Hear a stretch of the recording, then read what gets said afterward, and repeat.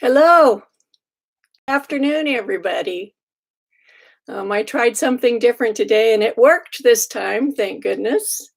I sent out a message earlier that all of my YouTube subscribers who choose to get notifications from me should have gotten a notification that I was going to go live at 2 o'clock, and it worked today. Last time I tried it, it didn't work and everybody got really confused. So that was kind of cool. A new thing. I'm learning all the time. So hello, everybody. Let's see who's on here. Oh, my goodness. Xerix Helix. Hello, I made it. Yay. Aline Mazuka, Shirley McDonald, Kathy, and I never can pronounce her last name. She's from Australia, from down under. Demetria, Luana Hendricks, Elaine, Heaven Sent Knits, Sue M., Fire Marshal 49, Dorothy from Whidbey Island, yay.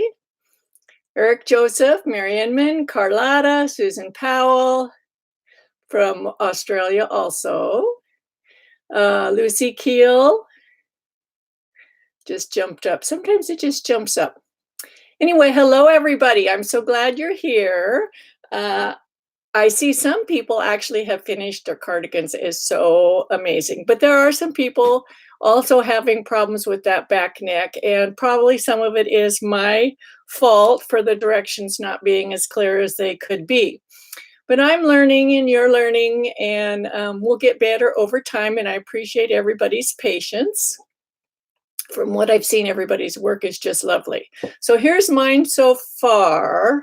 This is on the needles, so it's kind of restricting it. But I'm to the point where I'm going to add my buttonholes. So I tried it on, and then I decided where I want it to start folding back. And I want it to start folding back about right here. So I put pins, there's a pin on each side, to mark where the top button and the buttonhole will go. Now, it won't fold back right where that button is. It'll fold back above it, just like it is right now. So wherever you put your top buttonhole, it's going to go quite a bit up before it starts folding back, which is okay. Now, another quandary that I had was finding buttons for this sweater because it's not an everyday color. I tried a lot of different buttons. I'll show you some that I've tried, and there aren't any that I like. This one, the orange is too light. It's a good size, but the orange is too light. This one, the orange is too dark. It's kind of brown. These are really good. They're perfect, but they're too little. Also, I've found these that are really the perfect color. They're absolutely perfect, but they're like little domed marshmallows, and they're too little. Although I don't know, that might look okay. I might try those because they're the perfect color. Anyway, you might be having the same issues, and something that you can do to alleviate that is make your own buttons. So I have a little book to show you. And I first heard about this book from my friend Charles Gandy, and then I got the book for myself to add to my library. My library is all right here now. I moved everything since we were last here. I have hundreds of books. This is floor to ceiling bookshelf. It's about 4 feet wide. It's all my knitting reference books. Those are not pattern books, they're reference books. This is the book, 50 Heirloom Buttons to Make by Nancy Nehring. And this book was published in 1996. And one of the buttons that it has in here, like it's, let's see, there's pictures down, kind of like these and here. They are, you just use a little plastic ring, and they're called, what are they called? Dorset buttons. So I think I'm going to use my orange and my gray yarn, and they're those little plastic white like little shower rings or curtain rod rings. They're small. You can get them in a variety of sizes, but you can make your own buttons, and they're really pretty. So I'm going to be making Dorset buttons. And so that's what I have to do next. I need to make one so that I can make sure my buttonhole fits it really good. But this is a cool little book to have. And I actually may add, I may make a video when I make my buttons on how to do the Dorset buttons. Before we go any further, I want to mention, if you want to ask me a question during the live stream, that is really good. That's what we're here for. But when you preface it, put the word question in capital letters right before your question. Then it makes it easier for me to find it when I look down the, over here on the side is where all your comments show up for me. Okay? So that'll help me find your question. How's everybody doing? Huh? Now, I think Charles might be on here today. Charles Gandy, yes, there he is. He says, hi, Suzanne, I made it, internet working slowly. So Charles, hello. Charles is a very good friend of mine. And remember last week how I interviewed Ron from our local yarn store? I think you liked that. I'm going to try to figure out how to do a split screen on live streaming. There's got to be a way to do that. And I'm going to interview Charles. He's going to be my next interview. And then after that, I'm going to interview Arenda Holiday. I've already talked to her and she's agreed to it as well. So she is the Chief Executive Officer of the Knitting Guild Association. And she coordinated and ran the Master Hand Knitting program for many, many, many, many, many years. And I think you would love seeing her live and being able to ask her questions. Charles is also a wonderful person to have in line live interview with, and you'll be able to ask him questions too. So I think that's going to be really fun. Now, if you don't want to do that, I'm going to do those too. You can see how you like it or not. If you don't like it, then I won't interview any more people. But the people that I want to choose to interview are the people who've influenced me and my knitting. And I want to share them with you. Okay, so Elaine Homestead, Charles Gandy's a great friend of my cousin, small world. Yay! Hi, Scott. Okay. Yeah, Fruity Knitting. I've looked at Fruity Knitting. Some of my friends watch her, and I've seen 1 or 2 episodes. I don't think we're going to be doing it quite like that, because what we're going to be doing is you'll be able to ask them questions live. And I think that is what makes the difference. So they'll be able to reply to your questions. So I'll let you know in advance who's coming up, and you can do a little research on them. You can look them up. You can look at their YouTube videos. I can give you some information about them. And then when they're live, you'll be able to ask them your questions directly. And they're both really good at talking off the top of their head. So we don't need to like plan an interview in advance. We'll just free form it. That's how I do everything. Free form. Okay. Now, some people are having some problems with the back neck button, back neck shawl collar, and that's understandable. First of all, some people haven't done short rows before, so I need to be a lot more explicit on how to do the short rows. I'm sorry for that, because remember, there's a lot of things that we learned in this sweater, aren't there? And short rows is just one of the many things that we've learned along the way. So I need to be better at giving you information as if you've never done it before, rather than assuming that you're familiar with the short rows. So I'm going to be doing some more work on that. And also I'm knitting a little sample right now of the back neck of a sweater, a little sample piece, so that I can fill it in with short rows and do a video tutorial on how to do the short rows. And so let's go to these questions here, the written questions first. And then we'll go to some questions online. Also, we'll talk about the next project a little bit, because I think there are some people that are ready to be thinking about that. And I am definitely thinking about it. Okay, so This is from Artie Rowe on Ravelry. She says, question, can I do a zipper with a shawl collar? I don't want to add a hood. Maybe a stand-up collar would be better. I think a stand-up collar would be better too. And I'm already working on that for the zipper. There'll be a tutorial, a video tutorial on the zipper, and the top of the neck will be different, but it'll work just fine in with our construction that we already have going on. Yes, so you could do it with a shawl collar, but I think it'd look better if the zipper came up, and when it's unzipped, the collar folds back like this. I think that would look better. So that's the directions that I'm going to be giving.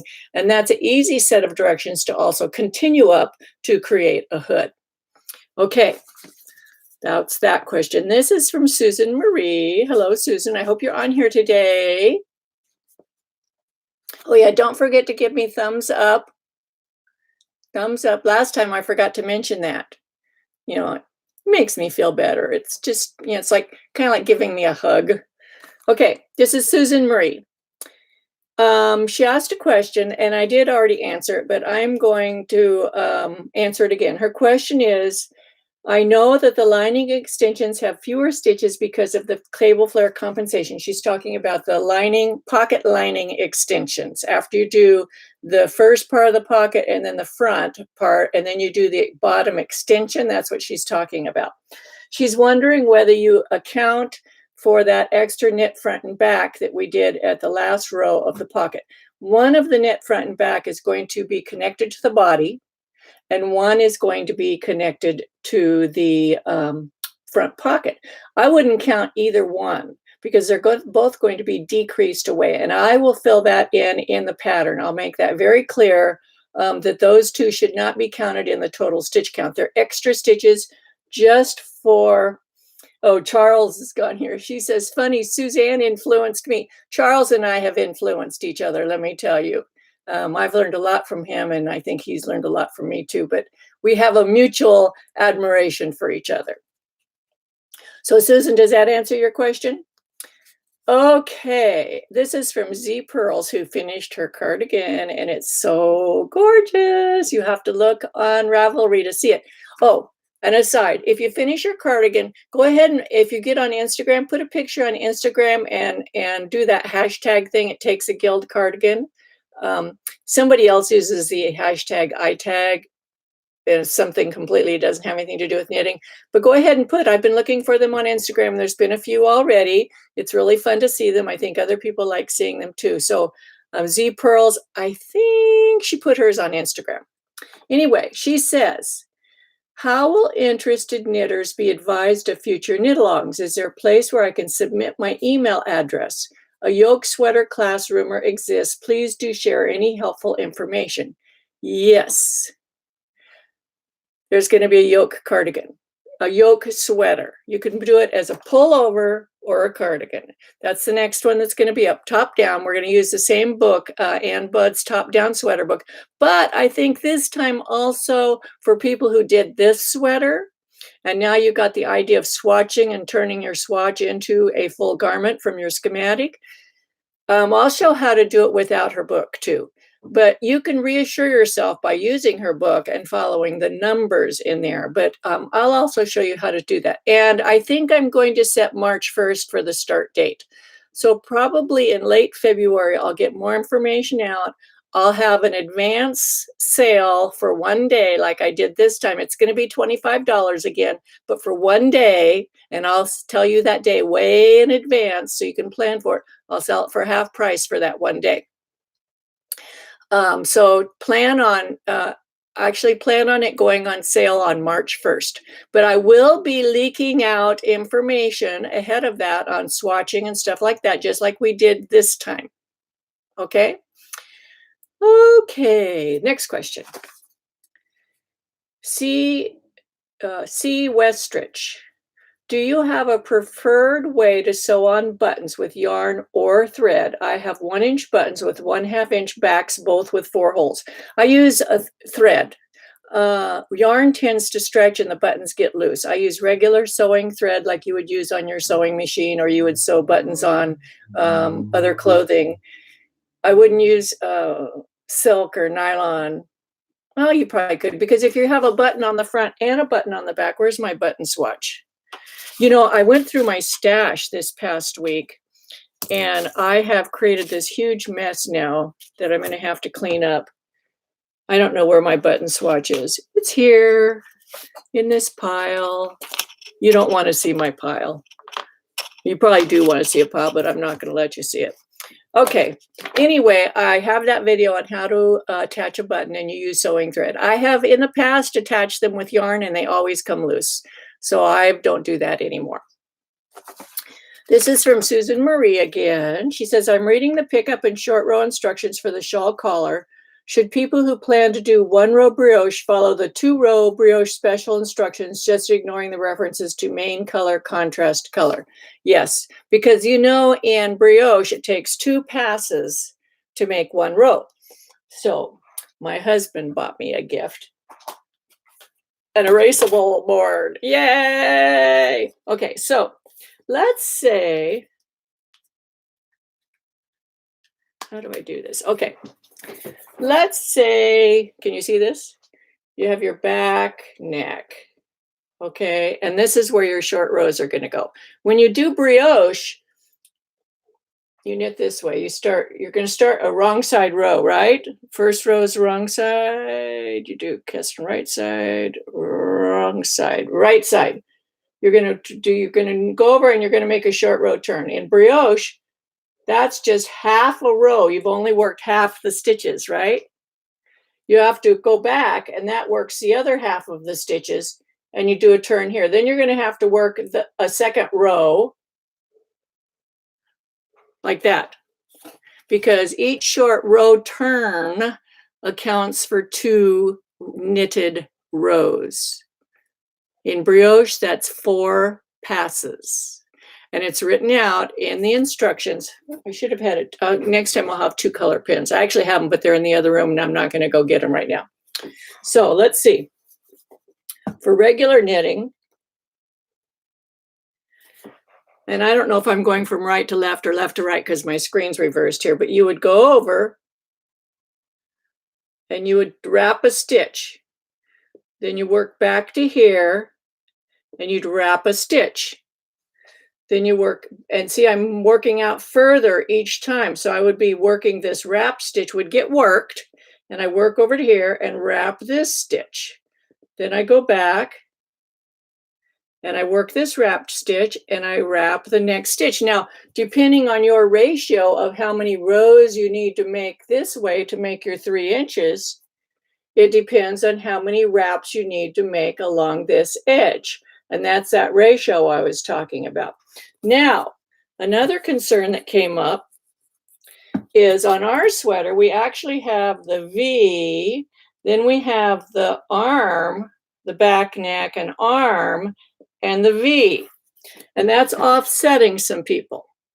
This is where the raglan arm comes out, right? There's your arms, your back cables right here, cable here, cable here. They're concerned about going from here and knitting all the way over to here and up here and wrapping. It's okay to do that. But if you feel better about using this angle down here, you can also use this angle. Let me draw that again, bigger. Now, this is the first time I'm doing this, so I'm not very good at it, but I promise I'll get better. Okay, so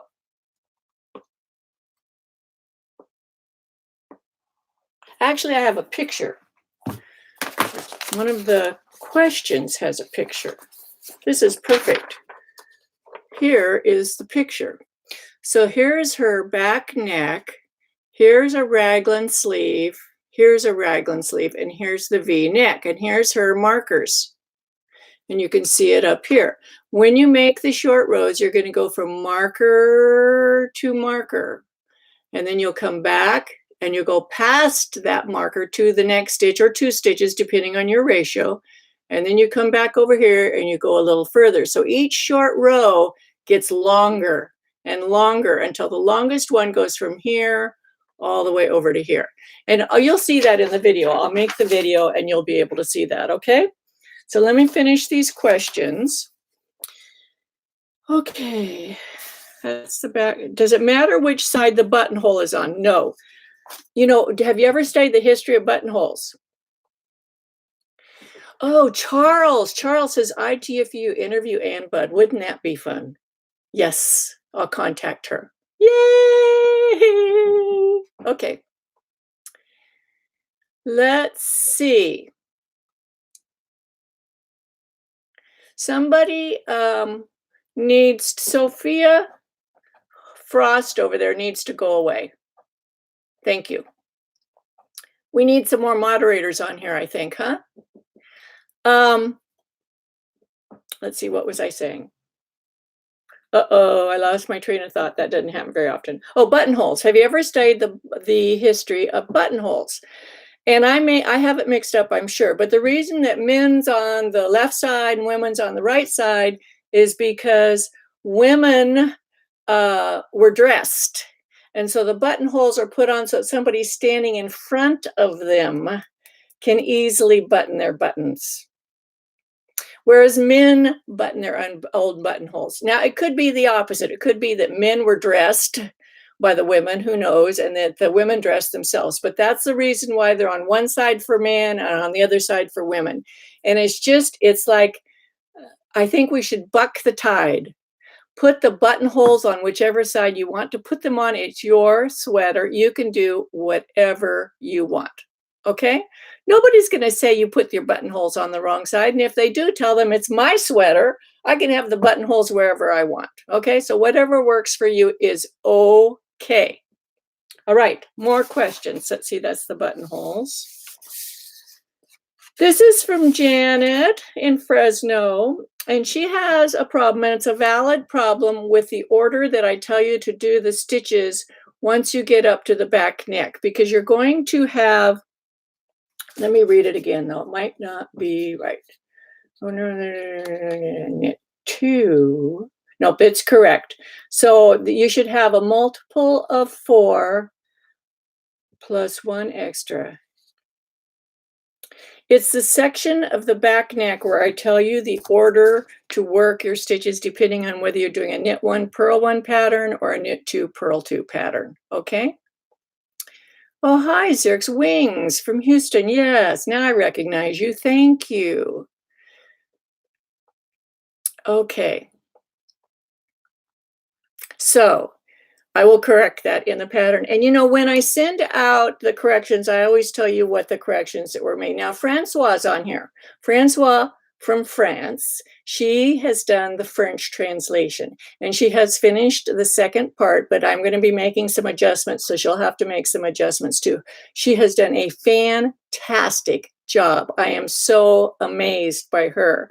But she found a bunch of little itty bitty mistakes all through, and I'll give you a list of those, just like where I have slip marker or I've left out a slip marker and things like that. So I have her full list, and when I send out the next update, will be in the next day or so with the corrections I'm talking about today. I'll give you a list of those. So you don't need to reprint those pages unless you want to. You can just go along and make the little corrections. Or if you've already gotten past that point and you didn't have a problem with it, just ignore it, okay? So that's the written questions. Let's go back up here. Let me see if there's questions. Remember to put the word question in capital letters.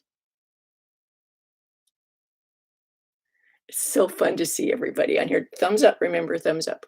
Okay. Hello, Cindy. Bonnie Davis, Carla, Diana. Okay, let's see. So far, I haven't seen a question. Oh, Artist says she likes the domed marshmallows, but making my own buttons would be awesome. That lady was on the Fruity Knitting podcast. Oh, cool. I'll have to watch that one for the lady that made the Dorset buttons. Very cool. Okay. Claudio, hello.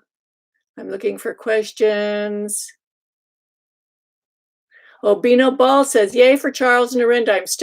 I'm stalled on level 3." Good. Yeah, this will be inspirational for you. Okay.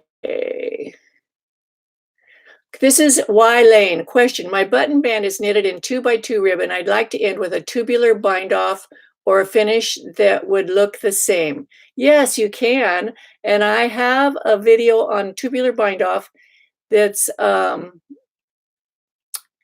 I'll make another one because I need to show how to convert from 2x2 to 1x1. If you do a tubular bind off on 2x2 knitting, you have to, in the very last row, you convert to 1x1, and it looks just fine. But there's also another way that I've seen to bind off similar to a tubular bind off. It's just the last row, though. You know what makes tubular are those double knitting rows. You know, you do 4 double knitting passes before you do the hand sewn part of the tubular bind off. That's what makes it tubular. There's actually a hole through there, like you could put a piece of elastic or something. If you don't do the double knitting rows, it's not really tubular bind off or tubular cast on. The tubular part is where you do the double knitting rows. It creates a hole in your knitting, a tube, which through you could pass a ribbon or a piece of elastic or something like that. Just the bind off itself is an Italian bind off. It's not a tubular bind off, or some people call it a Kitchener bind off on one needle, but that's not tubular. Anyway, yes, I'll make a video on how to switch the 2x2 to 1x1 so you can do the tubular. I'll also make a video on how to just do the sewn part, and you leave it in the 2x2 sequence, but you can sew it off and it looks similar to the sewn bind off. I mean, the tubular bind off. Okay, here's some more questions. Lacey Smith, if choosing to add a zipper, will it be visible or it's going to be hidden? You will not see the zipper. I don't like zippers' teeth showing. Okay. I have a little cardigan I made for my granddaughter, and I don't have it here to show you, but it has a zipper up the front. You can't see the zipper. The knitting meets like this. The knitting meets, and the zipper is underneath. Anne Tremouliers, question: I start the pocket. I must compensate 4 stitch for my front cable. I have only 3 purl stitches. When I pick up the fabric, can I choose any other stitch than the 3 purls in the cable area? Yes, you can. Just try it out and you'll see it's going to work okay. Okay. Hooray for the whiteboard. Thank you. Renee says she loves the whiteboard too. And Diana, thank you. I'll work on it.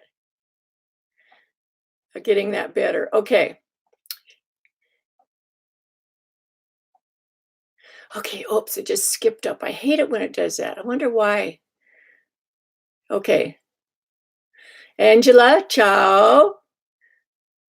And Flo G said, thank you, Francois, for the French translation. Kate Wilson, question: that was my sweater you showed the picture of, but didn't answer my question. I thought short rows were when you didn't knit all the way across the row. Right. Yes, exactly. So let me show you your picture again. So the short row, normally you would start here and knit all the way around to here, right? But you're not going to. You're going to start here or the other side, because this is flipped on me. When I'm looking at the screen, it's reversed. So you're just going to have to take that into stride. You'd start here and you knit over to here. That's where you stop. And then you come back and you knit to here and stop. And then you go here and you go past this a little bit. And then past this a little bit. And each one gets longer and longer and longer. I think what confuses people is they're used to making short row heels on socks. And each row gets shorter and shorter and shorter. Short rows can either get shorter or they can get longer. Think about a short row heel. It gets shorter, shorter, shorter, and then they get longer, longer, longer, longer, right? So we're just doing the longer part. So I call those increasing short rows. There's decreasing short rows where they get shorter and shorter, and there's increasing short rows where they get longer and longer. We're doing the increasing short rows, okay? Okay. Lorraine Lapolo, I finished my sweater and I learned so much. Looking forward to the next sweater. Me too. I'm already looking forward to it. What length of cable did you use for your brioche shawl collar and front ribbing? What length of a cable did you use for your brioche shawl collar and front ribbing? I don't know what you're saying. Here, my cable, I didn't start it till down here because I didn't have enough stitches up here, and I just improvised. Is that what you're talking about? That's just something I did. Susan Powell, question, is I tie and bind off suitable for my twisted stitch shawl collar? Yes. You can do a tie and bind off with twisted stitches. It'd be just lovely. That's another video idea. I'm gonna have to write all these down. When I get the timestamps from Diana, that can remind me. Vanita Tail, question, Suzanne, can you share your preferred sources for buttons, both online or brick-and-mortar stores? I have a horrible time finding buttons, horrible. Here in Bakersfield, we have a Beverly's, a Joann's, and Michael's, and that's it. And they all have the same buttons. There's just the little plastic colorful ones, and so when I go to big yarn shows or knitting conferences, I look for the button lady. There's a lady that goes in the United States. She goes to these conferences and she collects vintage buttons, and she has millions of buttons.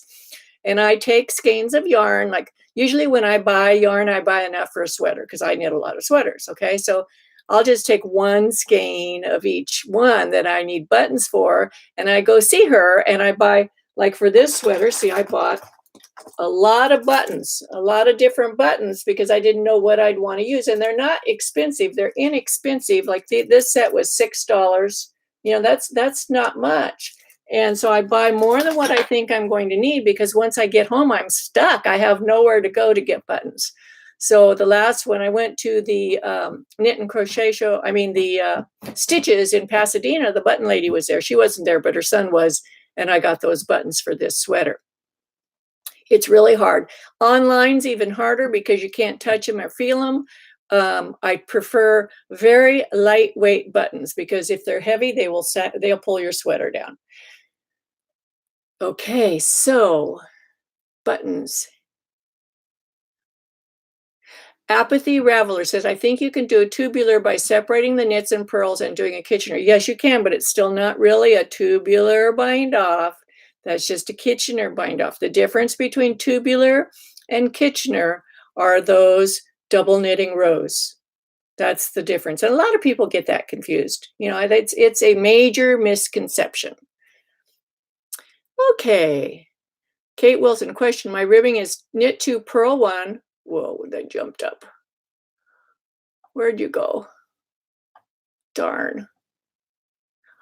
All your discussions seem to be ribbing using either knit 1, purl 1, or knit 2, purl 2. Anything I need to change for a 3-stitch pattern? If you want to do the increased stitches across the back neck, then I would work it knit 1, purl 1 across there, and then on the, you know, when you do the first 2 inches and you're ready to do that increase row, then you could do a knit front and back in the knit stitches and get yourself back to your knit 2, purl 1 pattern. Or vice versa, if you have to do it in the purl stitches, whichever. Okay. Oh, Kathy, thank you so much. Dorset Buttons on Fruity Knitting episode 65. I'll have to watch that. Thank you, thank you. And everybody else watch that too. Let's see. Carol Brasino, question. Hello, I just finished 5 inches of pocket lining. Now to knit the top of pocket 5 inches. It includes the front cable. I don't understand. Where do I add the pocket cable? Thanks. Now, a lot of people have had problems. I think you probably watched the video on picking up the stitches for the pocket, right?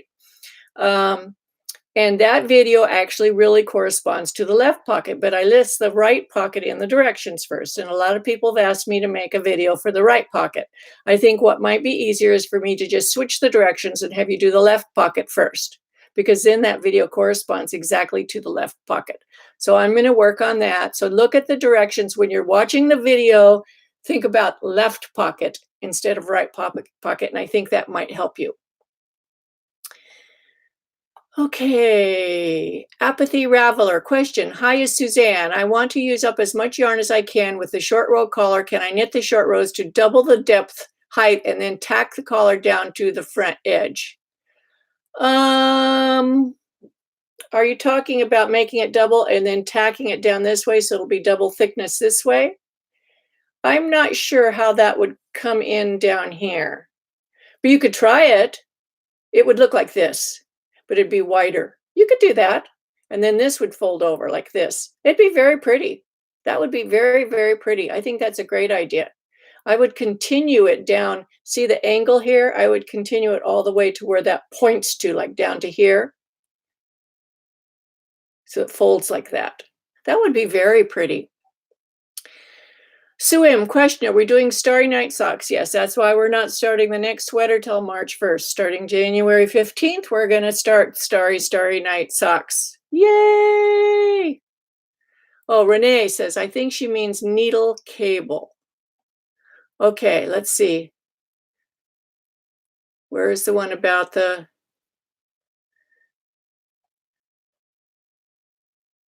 What length of cable did you use for your brioche shawl collar? For the whole thing, yes, now I get it. Duh. I'm thinking cable like this cable here, and you're talking about cable needle, your knitting needle. Sorry. I think I used like a 32-inch, whatever you're comfortable with. 24-inch wasn't long enough. I could have done them all on 24-inch, but it was really, really crowded. I still, like I talked to you before, I like to use needles that are just big enough for all the stitches to fit on, because I can knit much faster that way, because I don't have to schlep the stitches around the cable. You're still going to have to do that somewhat, but if you use a really long cable, you're going to be schlepping your stitches a long way around the cable, and you spend a lot more time schlepping than knitting. So I would rather knit, so I'd only use cables long enough to fit all my stitches. Okay, let me go back up here and see. Okay, question. Will the Q&A session go on even if a lot of people fit? I'm going to keep doing this until you lose interest. Okay? We'll keep doing these Q&A for this. But it might blend in, because if January 15th, which is week after next, 6, 7, 8, 9 days, we're going to start the sock. I might divide them up, like do Sunday be the sweater and Wednesday be the sock or something like that. I'll think about it. I'm flexible. We'll still be talking about this sweater until everybody's done talking about it. Don't worry, I won't leave you. Much interest in the sock now, or shall we have the stranded knitting sock is happening. I have a class in Bakersfield starting on January 15th. So that is happening, and I will get that out to you. Just buy the regular pattern. Okay, it's not going to be something I'm going to charge you a lot of money for. Just buy the Starry Night sock pattern, and then I'll send out things to everybody that's ever bought it, and they'll enjoy it too. Okay, that's okay with me.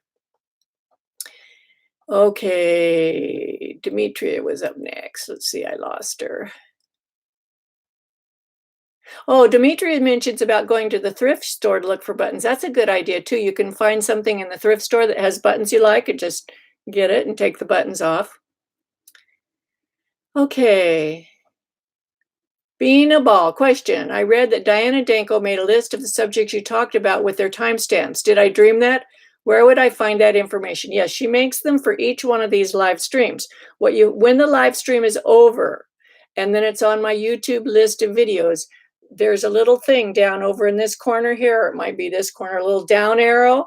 Click on that. It opens up all of the information below the video, which is the discussion section and comments. So that's where the timestamps will be. Okay, so you have to, sometimes there's a little dot, dot, dot, or an arrow, or it might be over in this corner, and it points down. Just click on that, and it'll open up the bottom so you can see the timestamps. And then the timestamps are live. So all you do, if you want to see a certain thing in the time, just click on that number for the timestamp, and it literally takes you to that part of the video. It's very cool. Okay. Okay, Mary Shue, yes, there is interest in the sock thing. An artist says Maker's Mercantile has interesting buttons. A store in Seattle area and online, very helpful, and you can call and ask. Good. SK Hoyt, question. When I start the cable on the pocket front, should I start on the same row of the chart as where I'm on the center front? Yes. Perfect. Yay. Yes, exactly. You got it. And it doesn't matter what row that is, just continue on the same row. This is Luana Hendricks' question. What was the length of your cable? Oh, I answered that. Oh, Fire Marshal 49. This is Dorothy, Missouri Star, off topic, but I just got email that I passed level 1. Yay! That is so awesome. So you're going to do level 2? Yes. Okay. Eric Joseph, about the pockets. You sold a Teague uses similar pockets, I think, in her book, Little Red in the Big City. I have that book. Let me see. Little Red in the Big City is, where is it? It's up here. Well, I'll look. I have that right up here somewhere. Here it is. Okay. Do you know what page? What page does Eric, what page does she have it on? Oh, no, I see it. It's on page 227. It's just a diagonal pocket, though. Mine goes down. Hers don't go down. She's just got a diagonal pocket. But I'll read the directions for it and see. Thank you. Thank you. Thank you. Thank you. Okay. Oh, Loanna Hendricks. 32-inch sounds good. Yes. Okay, Anne says she must go, sends kisses to everyone. Bye-bye, Anne. Kisses to you, too. Okay. Okay, so that's the bottom of the questions. I wanted to show you some more things. I have another book to share, and I also have some yarn choices that I might use for the next sweater, and I thought I would show you. So the other book that I have to share, one that I really like, is this one. It's called Knitting for Anarchists by Anna Zilberg. And what I like about this book was the inside flap just caught me immediately, and I'll read it to you, and then you have to read the whole book. She says, in this book, I explain to knitters why they do what they do and how to do it simply. In knitting, understanding gives us power. Through understanding, we become able to control our knitting and make it do what we want. Without understanding, we are doomed to do what we are told. Anarchists generally do not like to do what they are told. That sounds like us, huh? We're knitting anarchists. We like to make the fabric do what we want it to do. And we like to be free from having to follow written instructions. Once you understand how to manipulate the fabric, because that's what you're doing. You know, in knitting, you're creating fabric. When you sew, you buy fabric and you cut it out to the shape that you want it to be, and then you seam it together.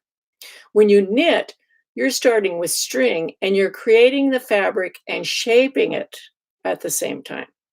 And learning how to do short rows, how to do increases and decreases appropriately wherever you want them, like shaping here and doing the short rows back here. And it's invisible. See, my short rows are invisible. Then you're learning how to create the fabric and make it do what you want it to do. That's what I am all about. I love Anna Zilberg, and I love her knitting philosophy. So let me show you the yarn I was thinking about. This was a sweater that I knit. This is the entire sweater, and unraveled and reconditioned. The yarn still has a little bit of kink to it, but it's usable. I haven't rewound. It's in individual skeins, and I have them all hooked up here, but there's individual hanks here. You can see them. I like this color a lot, but I think that a sweater, what I didn't like about it being solid, it's too much yellow. So I need to add something to it. So I'm becoming addicted to brioche knitting. So when I do my top-down yoke sweater, I think mine's going to be a cardigan again, but it might be a pullover. I haven't decided yet. We can do either one. I'm going to do the yoke in two-colored brioche and the body in either stockinette or one color brioche. I haven't decided about the body yet, but the main part of the sweater is going to be this yellow. Then to decide what I'm going to do the color work in around the yoke, I could use this. I could use this. It's more orange than red. I'm an orange person. I could use this. I could use this. I could use this. All of these would be absolutely stunning in brioche. Oh my God. Can you imagine?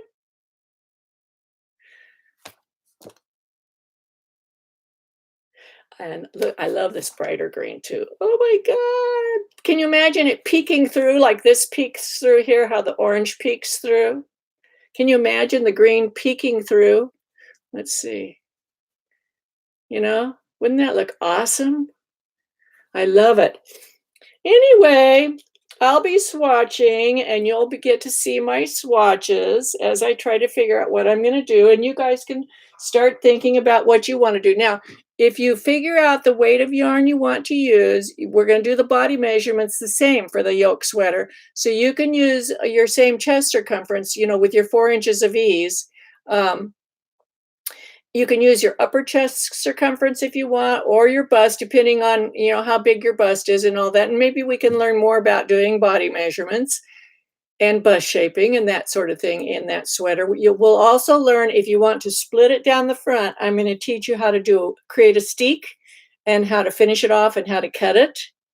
And then if you do the cardigan, we'll be picking up a button band again and doing all that kind of stuff. Or you can just knit it as one piece in the round, no cutting, no button band. So that'll be your choice. And I think when I do the directions for that, I got to figure out how to do it on my word processor. But if the page goes down like this, if I do it, I don't know whether I'll do it landscape or portrait, but I think I'm going to divide the page in half. Whoops, I let my marker dry out. I hate these things. And on one side, this would be all the directions for with the pullover, and this side for cardigan. So they would go side by side down like that. I'm trying to think of a creative way to get all the information without you having to jump back and forth and back and forth. That's the hardest part. You know, when I first started getting into knitting as much as I am, learning how to write a pattern, that's a whole nother skill. And making the videos, that's a whole nother skill. So those are things that I've had to develop, and I'm getting better. I'm working at it. Okay, so question, regular thread, sew on button. Regular thread, sew on the button. Yes. Lourdes says, this would be my very first sweater. Very cool.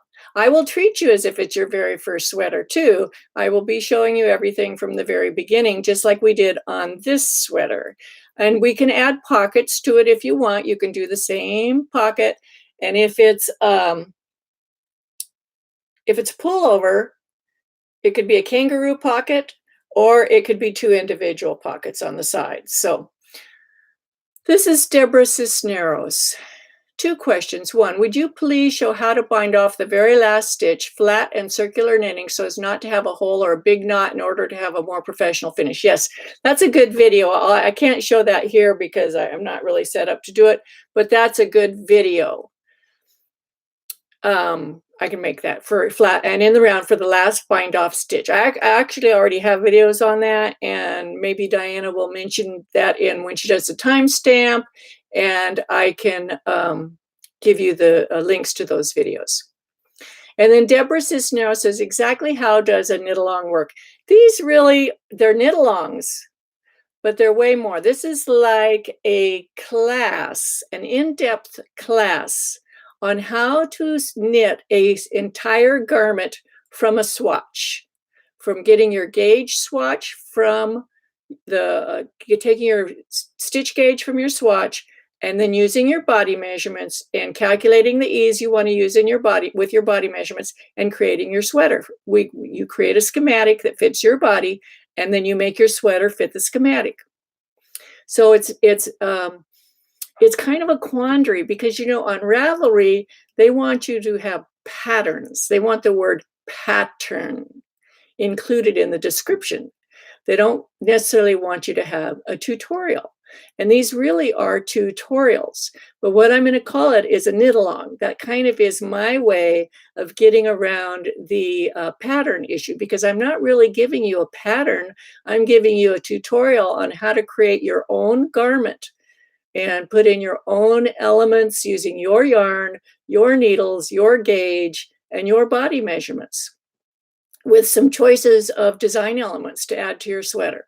So that's really what we're doing here. And it's so much fun. And it gives you so much power when you can knit something and it fits. Look at this. I love it. It's like it was made for me. It was. It's perfect. It's my sweater. And all my sweaters are like that. And I love every single one. It's like designing a work of art for myself that I get to wear. So we're about done here. Anybody else have any questions? I hope you have a good week. I'll give you another couple seconds. I got to get my act together for the sock class. I got to start working on that. I want to finish this sweater and finish this. I've got giving myself this week to get it done and get the zipper instructions out and the hood instructions to the people that are working on those. This is Lisa Moan. She says, consider creating the instructions in 2 colors, like blue for the cardigan and red for the pullover. That's a good idea, but not everybody has a color printer. Now, if they're looking at it on their iPad or their computer, then it's no problem. But if they're printing it out, the pages out and carrying it around with them, not everybody uses a color printer or has access to a color printer. That's why in this one, the special instructions, the optional instructions, I put in red and italics. That's so if someone's using a black and white printer, the italics will show up. Oh, let's see. Love you and love your tutorials. Thank you. Thank you. And thank you guys for participating. Let me tell you, this is so much fun for me, and I could not do it without you. Okay? We're one big group, and I learn from you and you learn from me. So it's a give and take kind of thing. And that's what life's all about. If you stop learning, you're dead. So I'm not dead yet. Diana, this is from Diana from New York. Please, how do you do twisted ribbing? That's an easy one. You knit into the back loop of the knit stitch. And if you want the twist to be on both sides of the fabric, then you have to purl into the back loops of the purls. Try it on a little swatch. My favorite word, swatch. So make a little swatch. You do knit one, purl one ribbing, and just knit into the back of the knit loops and purl into the back of the purl loops and see how it looks. It's really pretty. It's very distinctive, very tidy. It's one of my favorite types of ribbing. It has a different gauge than regular knit one, purl one ribbing. Any other questions? Okay. So if you want to do the sock knit along, go ahead and buy the Starry Night sock pattern. I think it's not very much. And when I start getting that ready to go, I'll be sending out information to all the purchasers of that pattern, which there's a lot of purchasers, and they'll be able to participate too if they want to. Okay? Happy knitting. See you guys later. Have a good week, and I'll see you next Wednesday at noon, right back here. Bye-bye.